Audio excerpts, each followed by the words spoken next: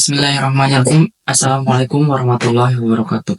Ya, di video kali ini gue pengen membahas sesuatu yang menarik buat teman-teman gitu. Jadi teman-teman yang merasa sebagai seorang introvert pernah berpikir, gue ini lebih cocok ke generalis atau spesialis gitu. Generalis itu lebih ke hal yang umum, ke manage pekerjaan, atau spesialis yang profesional gitu. Misalnya programmer, pengacara, data science gitu, yang lebih profesional gitu. Yang pada akhirnya mungkin ketika dalam jenjang tertentu akan jadi generalis juga. Gitu.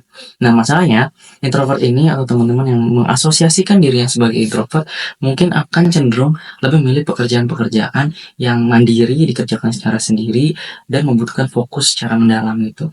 Nah, mungkin di video kali ini nanti teman-teman akan tahu jawabannya, teman-teman akan lebih cocok ke generalis atau spesialis. Jadi ditonton sampai akhir. Nah, stigma yang berlaku di masyarakat atau di komunitas sosial, introvert itu lebih cenderung dianggap sebagai seorang yang ingin bekerja atau lebih baik atau cakap bekerja secara mandiri dan juga menggunakan fokus secara mendalam. Tapi masalahnya kita nggak perlu terjebak dalam si stigma itu gitu. Kita masih punya banyak pilihan sebagai individu yang bebas. Di video kali ini gue akan bahas mungkin itu akan sangat-sangat tergantung dengan preferensi teman-teman, pengalaman teman-teman, latar belakang pendidikan teman-teman, latar belakang keluarga teman-teman, latar belakang ekonomi teman-teman. Sangat banyak faktor yang akan. Oke, kita akan mulai dari sudut pandang generalis, teman-teman. Nah, seperti yang sebelumnya gue udah bilang, seorang generalis itu mungkin akan banyak berurusan dengan banyak bidang gitu. Karena generalis itu secara harfiah artinya adalah umum gitu, mengetahui bidang yang umum gitu. Jadi teman-teman mungkin hanya punya pengetahuan dasar di banyak bidang gitu. Jadi teman-teman cukup punya pengetahuan dasar di berbagai macam bidang, tapi teman-teman nanti akan sangat berurusan sebagai seorang generalis. Teman-teman mungkin nanti akan punya pengetahuan di banyak bidang, tapi nggak secara mendalam gitu. Jadi hanya dasarnya atau kulitnya atau dasar atau menengahnya gitu. Jadi modal ini bisa teman-teman pakai untuk berinteraksi dengan banyak orang gitu. Nah, biasanya pekerjaan yang cocok dengan ini adalah berurusan atau berkaitan dengan mengkoordinasi, memanage gitu. Bisa jadi koordinator proyek, bisa jadi manajer gitu.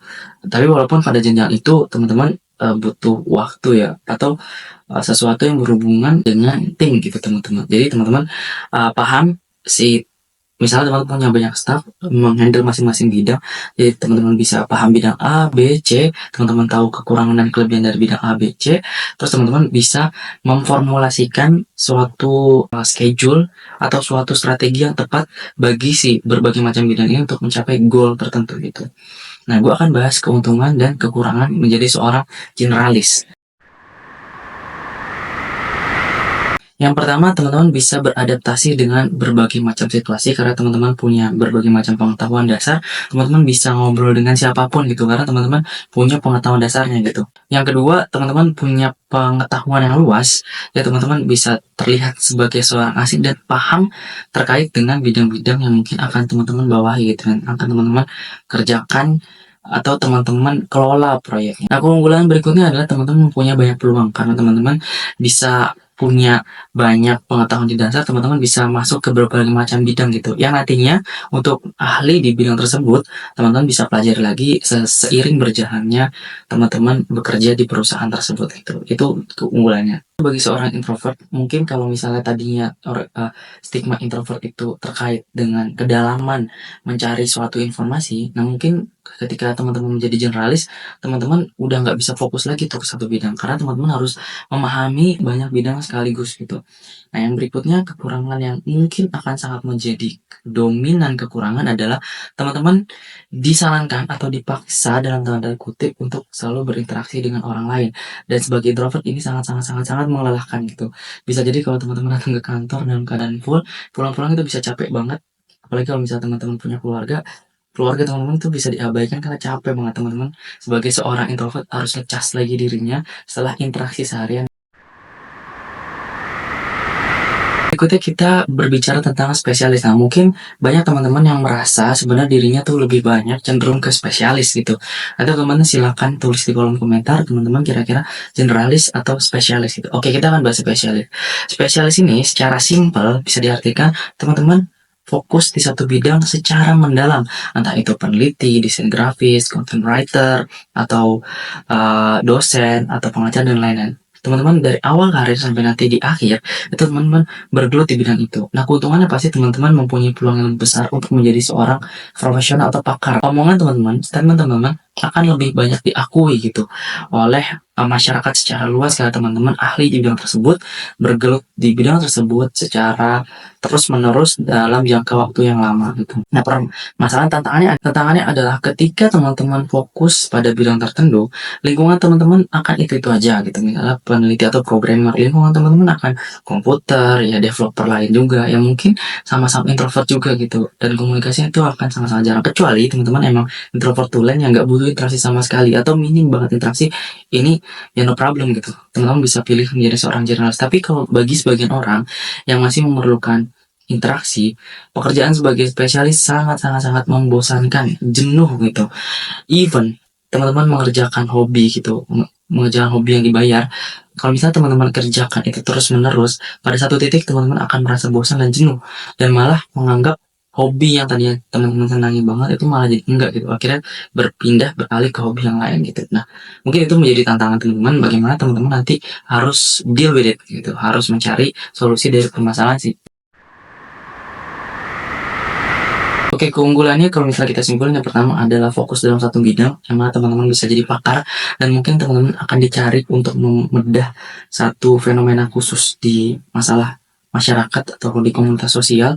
Yang kedua, teman-teman bisa fokus secara mendalam, yang mungkin ini menjadi kesenangan sendiri bagi teman-teman untuk dalam proses memecahkan suatu masalah. Dan teman-teman mungkin akan sedikit merasakan gangguan gitu, mendapatkan gangguan dari distraksi dari luar gitu, karena pekerjaan yang tadi gue sebutin mungkin akan membuat teman-teman terhindar dari banyak gangguan karena minim interaksi ya, karena dikerjakan secara sendiri. Bukan kurangannya, tapi tantangannya adalah teman-teman mungkin akan merasa terasingkan, terisolasi ketika teman-teman udah fokus di pekerjaan yang teman-teman geluti gitu. Yang kedua adalah mungkin teman-teman akan merasa jenuh karena kurangnya variasi, kurangnya tantangan gitu, dan akan membuat bosan sendiri gitu, akan overwhelm, mungkin akan burn out mungkin di satu pekerjaan yang teman-teman geluti itu, dan mungkin teman-teman akan dianggap nerd, aneh, atau pekerjaan yang teman-teman membutuhkan fokus besar itu akan mengganggu kesehatan, mengganggu tidur teman-teman. Mungkin itu teman-teman tantangan yang perlu dicari pemecahan masalahnya. Oke, jadi teman-teman akan cocok mana nih? Generalis atau spesialis gitu. Nah, ini balik lagi ke preferensi teman-teman ya. Sebenarnya kalau misalnya teman-teman mungkin akan suka tantangan, masih suka sedikit interaksi dengan orang, masih suka untuk bertemu orang tapi dikit-dikit aja gitu, hanya sekedar say hello untuk membahas proyek, teman-teman mungkin akan cocok di generalis gitu. Karena akan nggak terlalu kemungkinan untuk bosannya kecil, karena setiap bertemu orang pasti ada tantangan tersendiri gitu.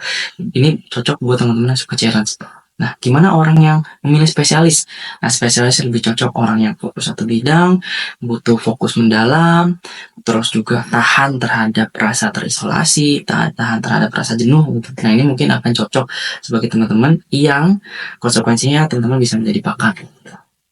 Nggak ada yang benar atau salah, atau mungkin sekarang teman-teman yang jadi generalis mau beralih ke spesialis nggak ada masalah, mungkin yang sekarang teman-teman jadi seorang spesialis mau ke generalis juga nggak ada masalah gitu. Semuanya teman-teman tentukan, gak ada pekerjaan baik, jalani aja sesuai dengan apa yang teman-teman suka, atau jalani aja apa yang sekarang teman-teman jalani walaupun nggak suka gitu. Masih ada peluang di masa depan, jangan pernah menyerah, jangan pernah takut ketika teman-teman nggak dapat pekerjaan yang teman-teman impikan gitu. Mungkin sekian informasi yang bisa gue sharing yang dari pengetahuan gue. Nanti kalau misalnya ada tambahan bisa tulis di kolom komentar. Kalau misalnya video ini dirasa bermanfaat, silahkan like, komen, dan subscribe. Dan juga share ke teman-teman yang butuh gitu. Cukup sekian dari gue. Wassalamualaikum warahmatullahi wabarakatuh.